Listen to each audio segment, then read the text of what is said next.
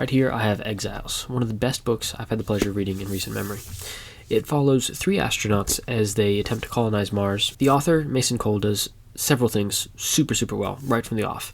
The character development is super well established, super quickly, makes you care about the characters, lets you know what makes them tick, and does it so efficiently. As you can tell, it's not a super long book, but it is fast-paced. It does everything very economically. It uses every page to its fullest extent. A bunch of other writers and myself are guilty of rambling or writing long sentences that maybe could be wrapped up into something shorter. This book does not waste your time. It is fast, it's punchy. Not to be cliche, but the best thing I can kind of equate it to is that introduction in Alien, where we get a feel of the crew and all of the people on board. Obviously, this is shorter. There's only 3 people. Our main character is a woman named Gold. I'm not sure if that's her actual name or her call sign.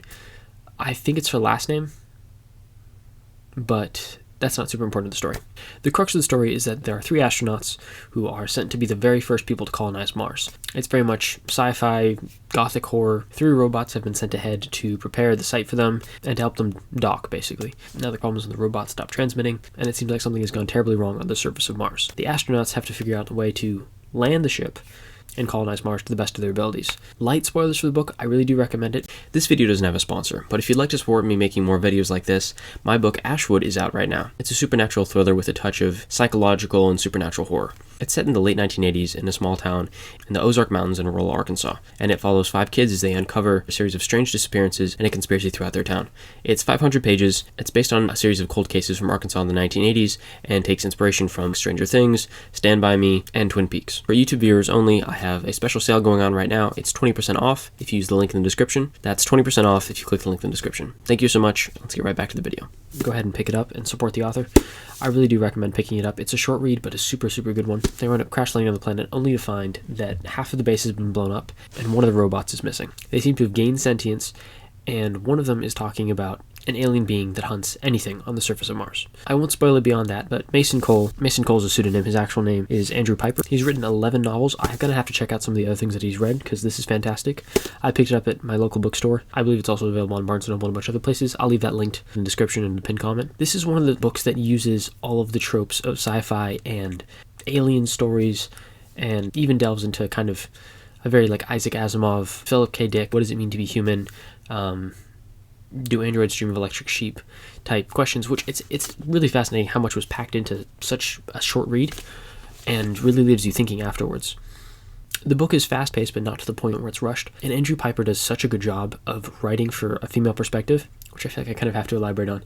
I've read a lot of stories told from a female perspective. I've also written from a female perspective, which isn't the most intuitive thing at times. What I've tried to do in the past is just try not to overthink it and written it the same way that you would a character with a different backstory or a different set of life experiences than you, and try and get to the head of that character, especially with the first-person setting. This is written first-person perspective. I'm going to give another slight spoiler here, but the robots have kind of taken on the roles of the members of the crew. It's 2 men and 1 woman on the crew. The woman, Gold, is our main protagonist, and with the robots, they've taken on these personalities that seem like they're kind of molded after the astronauts, and the female robot tries to find some kind of kinship with our main character. It's really well done the way he writes it, and it made me stop and think while I was reading. I was like, huh, interesting, because there are dynamics from a female perspective that I wouldn't even begin to think about. So it's just really interesting, and it's probably the best example I've ever read of writing in a first-person female perspective. And I mean, that's not something that I spent a lot of time thinking about. And it's definitely not what I was looking for when I went into this book. I was looking for a fun thrill ride, which I absolutely got. But I did find myself stopping and appreciating just how good the quality of the writing was, with a variety of stuff, asking a ton of different questions and exploring the human condition in some very interesting ways, and exploring the trauma that each of these astronauts have gone through previously and how that's weaponized and used and brought up again throughout the book. Even the gore is really graphic, unexpectedly so. Won't go further into detail on that for spoiler reasons, but yeah, damn. It also works as a high-octane thriller because everything on the surface of Mars is trying to kill them, from their oxygen levels and their helmets constantly being about to run out, to the dangers of living in essentially what is a tin can on a planet that is constantly trying to get you off of it, all of the external threats, and absolutely no one in the story is safe at any point. So it successfully manages to keep you really just on the edge of your seat the entire time.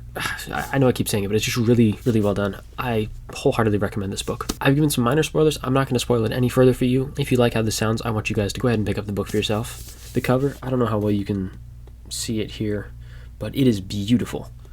It is an amazing cover. I love cover design.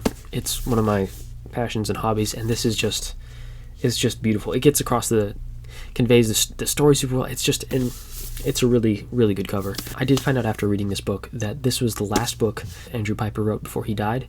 Unfortunately, he was battling cancer and lived long enough to finish the book and approve the finished cover. I think he was in his 50s, and this was truly an amazing book, and the ending hits so much harder. To go out with this as your final book, the final piece of work that you put out into the world, is really impressive, and I hope that one day when my last book comes out and I eventually die, which hopefully is far, far off in the future, I hope one day it can live up to what he did with Exiles. The title, Exiles, is a really good summation of this book and what it means to be an exile, what it means to be that first shipment of astronauts going to colonize this foreign planet, and knowing that you can never have children, and knowing that you will never live to see the next generations, that you are essentially guinea pigs sent to a world that was never intended to be your own. Each of the 3 astronauts are just as expendable and just as much of an exile as the 3 robots that were there waiting for them. Overall, I would have to give Exiles a 9 out of 10. 10 out of 10 is a perfect book. 9 out of 10.